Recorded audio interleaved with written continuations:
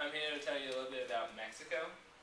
This is the Mexican flag. It has three primary colors, the green, the white, and the red. The green resembles the hope, the white is unity of the whole country, and the red resembles the blood of the fallen heroes, and like the revolution and the other wars. And that's the Mexican coat of arms. Mexico won its independence in the 19th century according to the CIA World Factbook. And as you can see here, Mexico is located south of the United States of America. U.S. is up there, and here's Mexico, and down below is some more places. Here a family is a highly valued aspect of their life. Family can be also argued that it is more valued in Mexico than it is in the United States.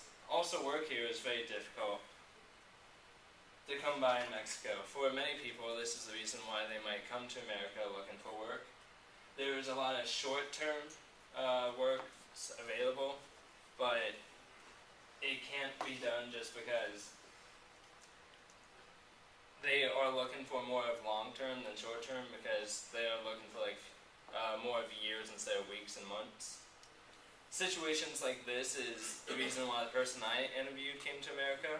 Even at a young age of 17, he was expected to help provide for his family. Family is, as I said, a very important aspect of the family life. For instance, Cinco de Mayo, or May 5th, or the Day of the Dead, is a day to celebrate the unity between the living and the dead.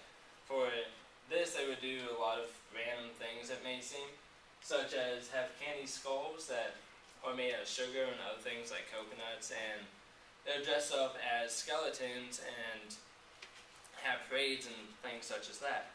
But according to Mexican holidays, this is not the main purpose of it, to have fun, but it is to celebrate the life of the ones who have passed, the loved ones. And to do this, they would they would decorate the graves of their loved ones. For instance, to decorate them on your right-hand side, they did a lot of flowers, and there's a plaque that has a quote on it. The person would most likely have really liked that type of flower and that quote, obviously. Malagos is also a flower that's often used in it just because it's available. And here on the left-hand side is a more, I would say, personalized decoration of it, because it has the foods here. Like, the person obviously liked apples because there was 4 of them, and I don't know about you, I can't have 4 apples, but maybe they can. And they also decorate it with candles, that way in the evening, it's still lit up, so the party keeps going on. The person that I interviewed was named Enrique Franco Ramos. He was born and raised in Mexico, and he lived there for 17 years before he moved to America.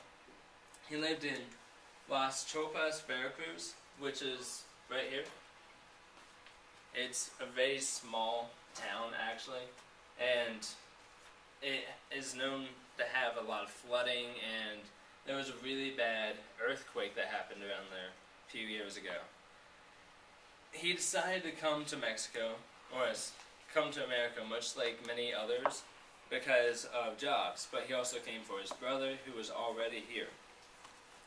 Enrique told me that his family opinion of him leaving was kind of unknown, because his family wanted him to have a better life than what they could provide for him, and to be with his brother. But they didn't want him to leave, just like I'm sure a lot of your families won't want you just to pick up, go to a different country, and possibly never see you again.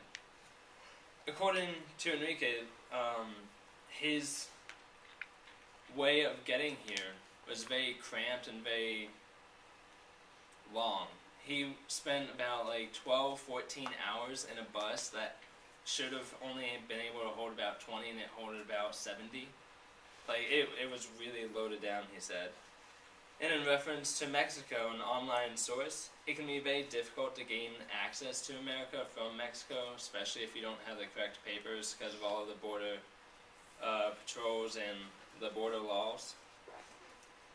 Once he made it to America, his troubles did not end. He still had to find a job, and that is difficult for him since he was, at that time, an illegal immigrant. and he could only get a job from people that he knew. He couldn't just go into work and be like, hey, I want a job, because they would deport him. He ended up going to 4 different states for jobs, and he would do mainly short-term jobs like construction and things like that.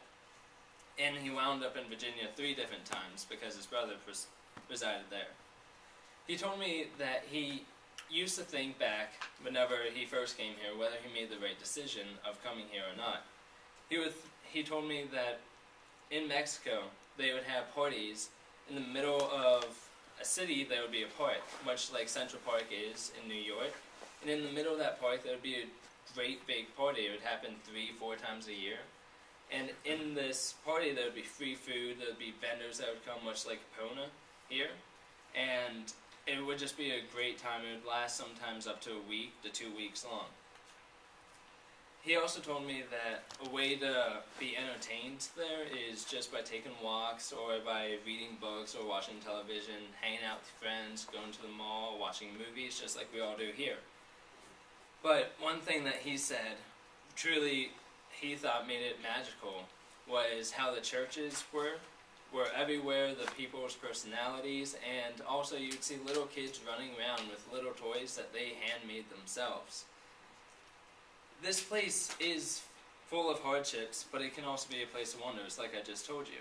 With the family values and celebrations, this is a place that can draw you in.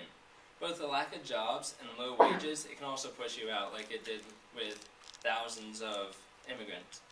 Overall, Mexico is a place of strong values, wondrous events like the parties, and as we all know, most beautiful gems has its flaws, such as the hardships. Thank you.